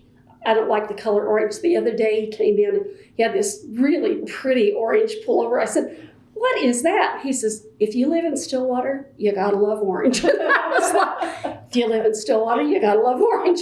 So that whole concept that I think bloomed really during the Halligan years and has been supported throughout and continues to be supported, where we have a lot of pride across this campus for the fact that we're affiliated with the land grant, that we are Oklahoma State University, and we really proudly demonstrate that through our use of orange and other kinds of things. But I think that's probably the thing I'm proudest of. Okay. We're moving into a few closing questions. Sure. What was the best part about your time of employment at OSU? I think overcoming the fear when I took that first job, and even the thought that crossed my mind that I might quit at 9 months because of being a failure, and kind of looking back and going, oh my word. I mean, I still remember that our first contract we brought in, and I give credit to all of my colleagues, including Bonnie, was for $44,000. And you'd have thought I was a millionaire. But realizing that I hadn't done it single-handedly, but the ability to overcome fear throughout my career. I mean, you think about the things you've taken on and the fear of that first job, the fear, I mean, you can just go on and on and on. The fear of applying for full professor with Dave Foster saying, you're going to do this, and that kind of support. The fear of taking on hotel restaurant administration. I mean, all of that, just being able to overcome that and look back and realize that you can do it, but you have to have a mindset that says, A, I'm going to give it a try. I may fail, but I can also handle that, and I'm going to allow others to help me. Mm-hmm. And those others have been the ones that have helped me throughout my career, and I very much appreciate that. What advice would you give to OSU faculty today? Well, I think appreciate the fact that they are affiliated with the land grant and that the land grant is different than other institutions, and I'm not sure that is a prevailing thought across OSU. I think, and we give a lot of seminars to faculty, especially early career, to pay careful attention to what it is you are asked to do, and back to Wendell Bowers, doing it and then documenting it. Because I think a lot of early career faculty come in from another institution, and A, do not understand the culture of OSU, and B, they look at their letter of offer and pay attention to is their appointment 9 months or 11 months, and what are they going to make, and don't pay much attention to anything else. And then when that first decision on reappointment comes, they haven't spent the time looking at the RPT document and annually demonstrating how they're meeting the requirements of that document. And so as a faculty, I think we need to help each other and help early career faculty be successful. I think one of the things I'd like to see more of is our mature faculty, and I think this is true for quite a few, but not all, that our mature faculty that have been very successful to be able to step back and say, what I don't need to continue to add to that god-awful Vita that has how many pages. I don't need to continue to do that. I need to be asking myself questions about how do I help those people who are coming through the ranks. And a lot of the RPT documents do have the verbiage for full professors and regents that they do have a responsibility for developing fellow faculty, particularly early career. But I'd like to see more of that feeling about, I no longer am climbing the ladder, but how do I help others climb that ladder? And I'd like to see more of that philosophy. I think that's really important. Okay. What advice would you give to administrators?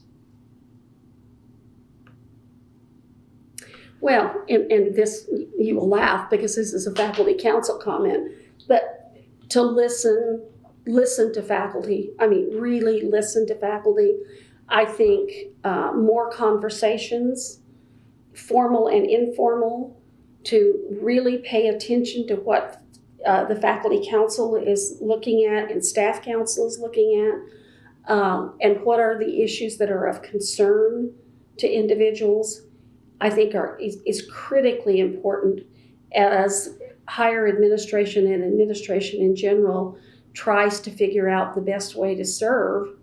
And then I think that word serve is administrators, I believe, have the mission of serving the faculty, staff, and students, and serving the institution. And I think sometimes that concept may be missed. And I think a lot of people have the service in their heart. Mm-hmm. And I think that's very important. But listening and serving, I think, are the two things.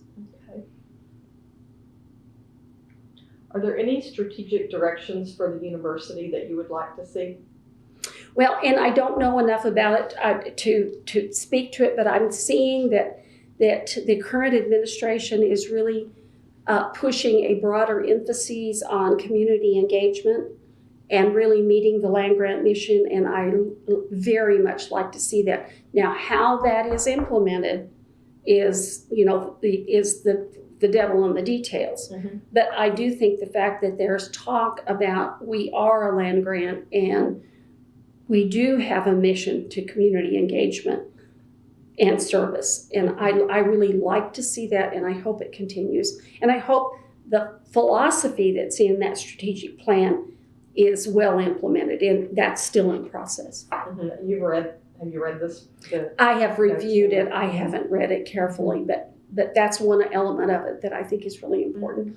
And I think, the idea of targeting certain kinds of content areas, health obviously is critically important. So some of the content areas that are targeted, and, some would criticize, but my content area isn't in there. Well, I think if you look at it in a broad perspective, all of our content areas are there in a variety of ways. So and it's kind of back to my early career as doing energy management work. My content in financial management and resource management, I didn't see my content area there. And if it hadn't been for Bev Carepty saying, oh yes, it's there. Mm-hmm. And so helping people across the university realize how their content area and their expertise contributes to the areas of the content areas of emphasis. Mm-hmm. Okay. What about Stillwater? You've been here a while. What changes you've seen over in Stillwater, or what would you like to see? Well, Stillwater? I'm amazed at how Stillwater continues to grow. The thing that pleases me very much, I will tell you a story, but when Joe and I came to OSU, we thought there were opportunities for both of us, which some institutions did not have. Mm-hmm. And even though if I turned my first job down, but so that's why we came here thinking, okay, we'll get our career launched and then we will move on. And we've had several opportunities to move on. And for whatever reason, there were a lot of different reasons. Some opportunities were better for him than me, and some opportunities were better for me than there were for him. And our children were young, and on and on and on. And so we made decisions to stay in Stillwater. And that has been a very valuable decision for us. And it was an overt decision. One time I did a lot of work with Leadership Stillwater, and as part of my community service. Mm-hmm. And one time we were sitting in a Leadership Stillwater meeting, and a banker, and I'm not going to use his name, said that the only faculty members who stay in Stillwater are the ones who can't find a job somewhere else. My hair stood up and turned red, I'm sure. And so after the meeting, I cornered this person. Interestingly enough, Joe and I had just gotten 2 very lucrative offers from another institution, and we had chosen to turn them down. Mm-hmm. And I got him in the corner and I said, your statement is incorrect first, demeaning and inappropriate, and this university makes a huge contribution to the community. And making statements like that publicly is not helpful to the community or to the institution. He was very apologetic, and I appreciated that, and he and I maintained friendship. So I think the efforts that have been made throughout the years, whether through Leadership Stillwater, the work of the chamber, you can mention a lot of those things, to bring the community and the university together and to appreciate the challenges that each has, I think is very, very important. And I think that's work that still needs to be done. I think work has been done, but in my opinion, should not draw a line around Stillwater and say, this is the community and this is university. I think we're all a community. Mm-hmm. And how do we take advantage of that? Okay, I don't mean for this to sound morbid or anything, but how would you like to be remembered? Oh, wow.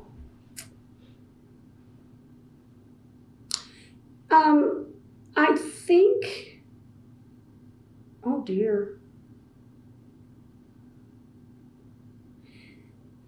I think I want to be remembered as a very sincere person, a person who is very, very grateful for the many, many, many blessings. And I mean, you can go on and on. I'm going to kind of back up and say this differently. When I was an administrator, and even early in my career, when I would awaken in the morning, I would say the prayer, please let me know, tell me the right things to do, and give me the strength and grace to do them. And I didn't know what that challenge was going to be. Lately, my prayer has been, please help me to be more appreciative, more humble, and kinder. So I don't know that anyone would ever label me as humble, but I do think the idea of being grateful and being kind and helping others and understanding our responsibility to service to an institution like OSU and a community like Stillwater is critically important to keeping the institution and the community alive and well. Mm-hmm. I don't know whether I answered your question. That's good. Is there anything that I haven't asked you would like to share? No, I mean, I appreciate the time that you've spent, and if you need anything additional, I'll be glad to provide it. Well, thank you very much. It's been an honor to have this time with you and to hear about your experiences at OSU, everything from graduate student to faculty member and full professor, department head, administration, and even your story about thinking that you were about to retire and then you ended up with, not only the 2-year gig with the School of Restaurant and Hotel, but also then serving as the ombuds person for 5 years. Something that really impressed me when I met with Carol Jones and number one, that she's got kind of that community engagement orientation. But she said, I look at the role of ombudsperson as my responsibility to service to the institution. Mm. And I thought, that is exactly right. She's at a place in her career. I was in a place in my career. And I hope a lot of people that are in the latter stages of their career realize how much we can contribute to the university and the community in a service role. Mm-hmm. and how important that is. Mm-hmm. And there are other opportunities too. Oh, absolutely. Mm-hmm. Absolutely. Mm-hmm. Are you active in the Emeriti Association? I'm not. And I got the Emeriti directory. Pardon me. I got the Emeriti directory and was looking at individuals that I know and the people who are making major contributions. And I thought, okay, I think there's a message here that I need to Joe and I both need to become more involved. Because it's an amazing group. And when you look at the membership, oh my gosh, and you look at what they're doing, the scholarships they're offering, the collegiality across the institution, amazing leadership. And I think we want to foster that. And so that's on my to-do list. Okay, good. So. Good. Okay.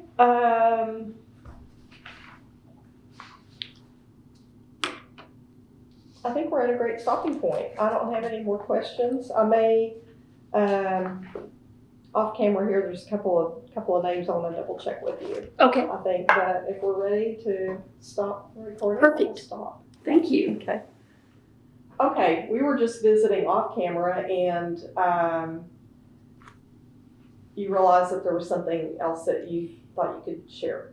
Well, you asked me a little bit about diversity and kind of how my perspective on that, and I pretty much said balance. But one of the people that I think needs to be acknowledged is Earl Mitchell, and the role that he played in two things that I had any contact with, and that is the whole concept of diversity. And he was the first Black faculty person at Oklahoma State University, and just an amazing human being. He is the person who nominated me for the Oklahoma Higher Education Hall of Fame. He is also the person who encouraged me to become a board member for the Oklahoma Higher Education Hall of Fame. But then when I became the ombudsperson, the amount that I relied on Earl to provide perspective on issues of diversity. Because when I felt like I was not adequately prepared to talk about issues of diversity or talk with people who felt like they were having issues related to diversity, I could go and sit at Earl's knee and get a perspective that I think helps me think about balance, because Earl always had a perspective that I thought was not radical, but was very balanced in how do you help a person become successful, even though they may not totally appreciate the situation they're in. How can they be successful? And Earl was a master at figuring out how to find a path of success. And I always appreciated that and valued his counsel. So when we lost him, I lost a very, very important partner in that effort. Mm-hmm. Yeah, absolutely. We have a few interviews with him. Oh, good. Mm-hmm. Oh, good. In our collections. Well, he's amazing. I need to go look at that because I would enjoy seeing that. Yeah. Is there anyone that you can think of that you think we need to interview? This sounds... Oh, excuse me. You need to interview Joe, my husband. Oh, okay. He just recently got the... Oh, dear. I am sorry. Do you want some more? I'm fine. Okay. He recently got the Friend of Agriculture Award this last year for the work that he's done at OSU. But he had a very, very successful career. Kind of, you ask about teaching. Mm-hmm. His emphasis was teaching and student advisement, which was not necessarily a path that was the path to quick promotion and tenure. Mm-hmm. And then he went on to become the director of the Oklahoma Ag Leadership Program and did a lot of work with leaders in agriculture across the state. And so I really think that he has a little bit different perspective on the university. Mm-hmm. Positive, very, very, very positive. Mm-hmm. Okay, have you talked to Tom Kuhn? He has a relatively short tenure, but I think a very impactful tenure. Let's see. And don't tell him I put the nail on him. I don't know how much longer he's going to be here. Well, and Ken Eastman also, you talk about people who have made amazing contributions to the university. Have you done Ron Beer? You know, I'm not sure. Because he has some very interesting perspectives on the university. I'll have to look. I want to say that we have, but maybe I'm not sure. I keep a running list of people. Yeah, I started listening to the interviews, and they're quite lengthy. And so I thought, I'm not going to get through all these, so I kind of skipped over, but I thought, well, I'll go back. Mm-hmm. I didn't see Ron's name, I don't think. I know people have mentioned him, certainly. Well, he definitely has a wealth of knowledge. And then you and I talked too about, where do we have gaps in those collections. of people that we are interviewing or have interviewed, and our need to fill in those gaps. One of the people you might think of, and she's not early career, but has had an interesting career. You were talking about females. Christine Johnson, I think, would be an interesting interview. And that she came here kind of like I did in a visiting assistant professor role. Mm-hmm. And worked as the head of a research institute and really did some amazing work. And then she's kind of moved on, but she came in talking about temporary role, she came in one of those temporary roles and has since become a tenured full professor. Okay. I think she would be interesting. And, some of them that I unfortunately know are no longer able to interview. Mm-hmm. Who else? Ron. If I have others, I'll send you. Okay. I mean, I'm sure that the minute I get in the car, I'll go, oh, should have thought of that person. You have my email. So you know. Mm-hmm. Okay. Anything else? I think we're done. Okay. All right.